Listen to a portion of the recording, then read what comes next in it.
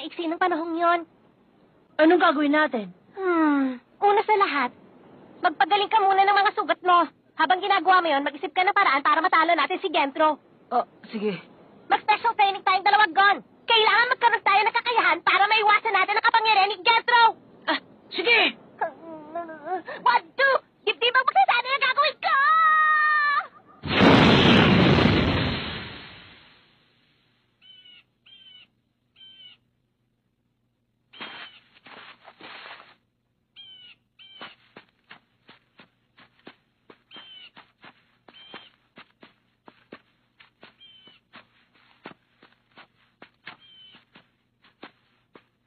Nasaan ang mga kaibigan ninyo? Nakasunod na sa amin sina Machi at Nobunaga. Dito ang daan. Ikaw nang bahala sa pakikipagnegosasyon sa Nen-Exorcist. Hindi problema sa amin kahit magkanong hingin niya. Ang mahalaga mapao ang Nen-Exorcist. Alam ko na yon. Dahil kung hindi ko makakalaban si Kuroro.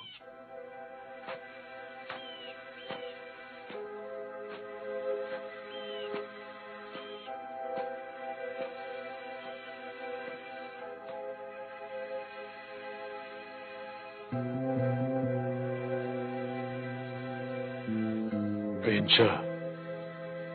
Paano niyo nahanap ang taong yan? Ano akala mo? Sasabihin namin sa'yo? Hoy, ikaw na nasa likod ng puno. Ikaw ba nakahanap sa kanya?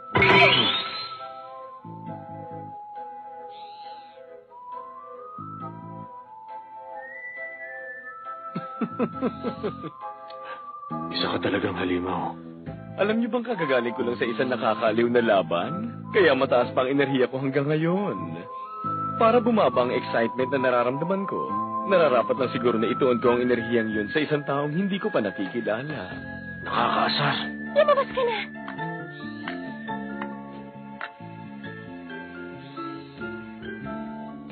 Paano niya nalaman? Humina ba ang zetso ko? Hindi. Gaya pa rin ng dati. Kakaiba talaga ang pandamdam nitong katabi ko. Ang taong to number 4 member namin.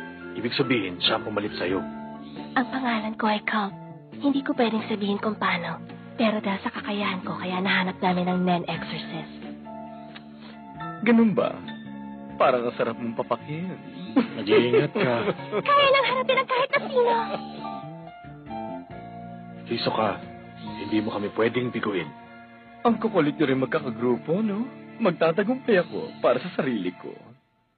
Seryoso ka bang labanan ng leader namin? Mukha bang hindi? Machi, sa pagitan naming dalawa ni Kuroro, sino mas gusto mong mabuhay? Anong tanong yon? Alam mo bang dito pa lang pwede ka nang mamatay? Anong gagawin mo kung napabagsak ko si Kuroro? Imposibleng mangyari yon. Pero sasagutin kong tanong mo.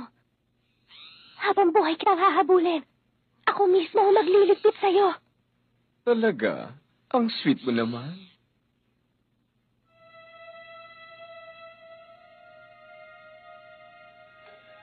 Hindi ba sabi ko sa'yo, pumunta ka mag-isa?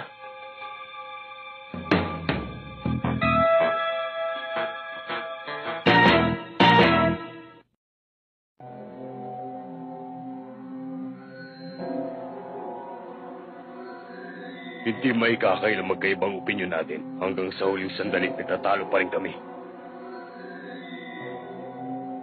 Ngayon, may napagkasunduan na kaming gawin. Talaga. Lalaban kami! Lenny on! Somebody on! Sa Matadoro! Tingnan muna natin kung ano mga card ang nawala dahil sa levy. Book? Book. Book. Okay lang ako. Junk cards lang ang nakuha nila mula sa free packet. Walang nawalang card sa akin. Wala rin nawala sa akin. Okay, ngayon malinaw na. Tapusin na natin sila. May naalala ako. Hindi ko alam kung ano nangyari sa kanila. Pero baka sa mukha niyang handa na siyang harapin ang kanyang tadhana. 6 na company card, 9 na Castle Gate card, 2 magnetic force card, 24 na return card.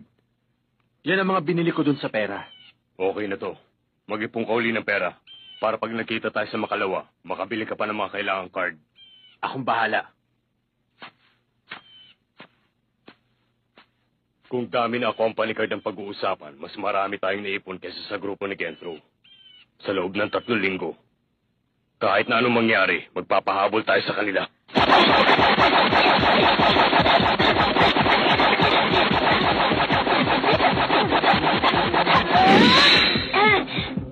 Gil!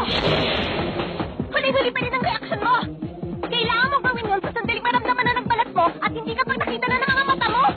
Opo! Isang ulit pa! Okay! Gil! Tapos na! Sunod! Lumipat naman tayo sa imaging training! Opo!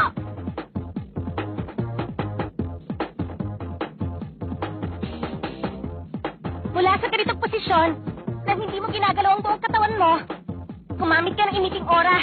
Wala nang iba. Para lumutang.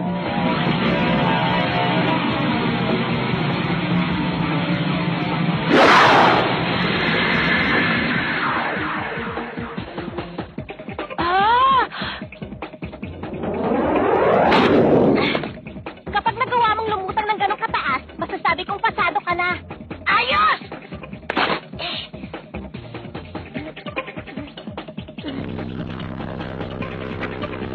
Yeah! Huh?